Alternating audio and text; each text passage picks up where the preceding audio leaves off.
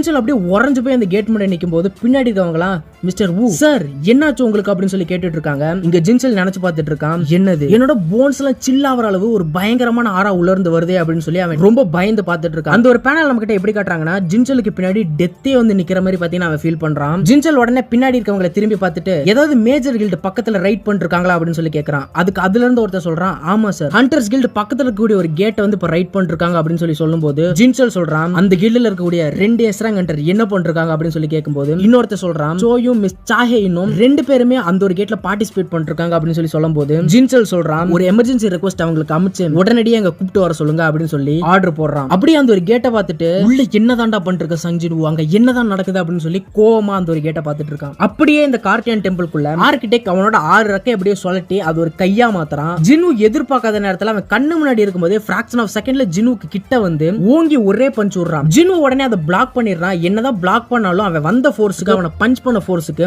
ஒரு 10-15 அடி பின்னாடி போய் செவுத்திலே முட்டி விழுகிறான். அதுல இருந்து வெளியே கூட வரல. அடுத்த பஞ்ச் கொடுக்கிறதுக்கு ஆர்கிடெக்ட் பக்கத்துல வந்து இன்னொரு பஞ்ச் கொடுக்கறான். ஜின்னு எப்படி அதுல இருந்து டாட்ச் பண்ணிடுறான். டாட்ச் பண்ணதுக்கு அப்புறம் தான் தெரியுது இன்னும் 2 கை ஜின்னுவை பஞ்ச் பண்ண வருது. ஆர்கிடெக்ட் அந்த ஒரு ப்ளோ கொடுத்தோனே சுத்தி இருக்க விஷயம்லாம் அப்படியே செதறுது. ஆர்கிடெக்ட் நினைச்சிட்டு இருக்கான் ஜின்னுவை நம்ம அடிச்சிட்டோம் அப்படின்னு சொல்லி சிரிச்சுக்கிட்டு இருக்கும்போது ஜின்வு அந்த ஒரு அட்டாக்க பிளாக் பண்ணிடுறான். அப்படி பிளாக் பண்ணும்போது ஆர்கிடெக்ட் அதை பார்த்து சொல்றான், ரொம்ப இம்ப்ரெசிவ், நீ நான் எக்ஸ்பெக்ட் பண்ணதோட ரொம்பவே வளர்ந்துட்டடா அப்படின்னு சொல்லி சிரிச்சுக்கிட்டு இருக்கான். அப்படியே சிரிச்சுக்கிட்டே ஜின்வோட முகத்துல இன்னொரு பஞ்ச் விடுறான். இதுதான் எனக்கான சான்ஸ் சொல்லி ஜின்வு ஆர்கிடெக்டோட மூஞ்சில பங்குன்னு ஒரு பஞ்ச் விடுறான். இந்த பஞ்ச் அவங்க என்ன ஆர்கிடெக்ட் ஒரு 10-15 அடி பின்னாடி போய் நிக்கிறான். அப்ப ஆர்கிடெக்டோட மூஞ்சியை காட்டுறாங்க. அவன் மூஞ்சின்றது அப்படியே நொறுங்கி போய் ஒரு மாதிரி விகாரமா இருக்குது. அப்ப ஆர்கிடெக்ட் சொல்றான், யாருக்கு தெரியும் ஒரு ஹியூமன் கூட நடக்கக்கூடிய எந்த ஒரு ஃபைட்ன்றது ரொம்ப ஃபன்னா இருக்கும்னு சொல்லி, என்னோட என்டையர் லைஃப்ல ஒரு ஹியூமன் எனக்கு காம்படிட்டரா வருவான், எனக்கு ஆப்போனண்டா வருவான்னு சொல்லி நான் நினைச்சு கூட பார்த்தது இல்ல அப்படின்னு சொல்லி சொல்றான். அப்ப ஜின்னு நினைச்சு பார்த்துட்டு இருக்கான், அவன் ப்ராபபிலி நினைச்சிருப்பான் நான் அவனுக்கு மேட்ச் இல்லன்னு சொல்லி, ஆனா என்னால இது பண்ண முடியும் அப்படின்னு சொல்லிட்டு ஆர்கிடெக்ட பார்த்து ஒன்னு கேக்குறான். ஏ ஆர்கிடெக்ட், நான் இன்னும் உங்ககிட்ட கேட்க வேண்டிய கேள்வி